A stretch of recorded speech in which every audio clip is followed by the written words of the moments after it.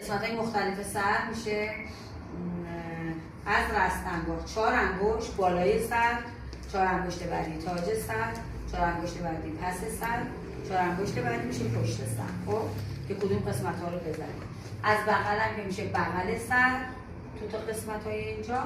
حالا از قسمت جلو بخوای راهنما بگیری میشه خط ابرو، نوک بینی، نوک چانه، مثلا این چانه است. بعد برآمدگی گردن.